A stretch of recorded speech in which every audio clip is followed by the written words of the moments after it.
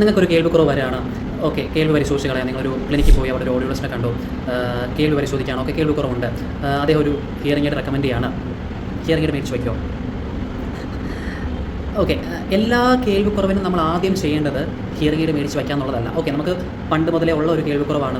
ചില കേൾവിക്കുറവ് അങ്ങനെയല്ല. അപ്പോൾ അവിടെ ആദ്യം ചെയ്യേണ്ടത് ഹിയറിംഗ് എയ്ഡ് മേടിച്ച് വയ്ക്കുക എന്നുള്ളതല്ല. ആദ്യം ഒരു ENT റിവ്യൂ നടക്കുക, ഒരു ENT ഡോക്ടറിനെ പോയി കാണുക, കൺസൾട്ടേഷൻ ചെയ്യാം. എന്തുകൊണ്ട് നമുക്ക് അങ്ങനെ വരുന്നു എന്നുള്ളത് നമുക്കറിയണം. ഓക്കെ, സോ അങ്ങനത്തെ സിറ്റുവേഷൻസ് എന്തൊക്കെയാണ്? ഒന്ന്, നമുക്ക് പെട്ടെന്ന് ഒരു കേൾവിക്കുറവ് വരുന്നു. അതായത് നമ്മൾ ഇന്ന് കിടന്നുറങ്ങാണ്, വേറെ പ്രശ്നങ്ങളൊന്നും ഇല്ല. നാളെ രാവിലെ എഴുന്നേറ്റപ്പോൾ പെട്ടെന്ന് ചെവി അടഞ്ഞിരിക്കുന്ന പോലെ, അല്ലെങ്കിൽ ആ ഒരു സൈഡിൽ കേൾവിക്കുറവ് ഉള്ള പോലെ തോന്നുന്നു. അവിടെ ഈ പറഞ്ഞ പോലെ ആദ്യം ഒരു ENT ഡോക്ടറെ കാണാം. ഓൾസോ നമുക്ക് പണ്ടൊരു ലോസ് ഉണ്ടായിരുന്നു, ഒരു ചെറിയൊരു മൈൽഡ് ലോസ് ആയിരുന്നു. ഒരു മാസം കഴിഞ്ഞ് ടെസ്റ്റ് ചെയ്ത് നോക്കിയപ്പോൾ അത് മോഡറേറ്റ് ആയി. വീണ്ടും ഒരു മാസം കഴിഞ്ഞപ്പോൾ അത് സിവിയർ ആയപ്പോൾ ഫാസ്റ്റായിട്ട് പ്രോഗ്രസ് ചെയ്യുന്ന ഹിയറിംഗ് ലോസ്, അവിടെയും ആദ്യം ചെയ്യേണ്ടത് ഒരു ENT കൺസൾട്ടേഷൻ നടത്തുക എന്നുള്ളതാണ്. മൂന്ന്, ചെവിക്ക് എന്തെങ്കിലും ഇൻഫെക്ഷനോ അല്ലെങ്കിൽ ഇയർ ഡിസ്ചാർജൊക്കെ ആയിട്ട് വരുന്നു, ENT ഡോക്ടറെ കണ്ടിട്ട് അത് ക്ലിയർ ചെയ്തതിന് മാത്രം. ഓക്കെ, ENT ഡോക്ടർ റെക്കമെൻഡ് ചെയ്യണം. ഓക്കെ, നിങ്ങൾ ഹിയറിംഗ് എയ്ഡ് വെച്ചാൽ മതി, കുഴപ്പമില്ലാന്ന് പറയുകയാണെങ്കിൽ ഓക്കെ, നിങ്ങൾക്ക് ഒരു ഓഡിയോളജിസ്റ്റിനെ കണ്ടിട്ട് ഹിയറിംഗ് എയ്ഡ് ചൂസ് ചെയ്യാം.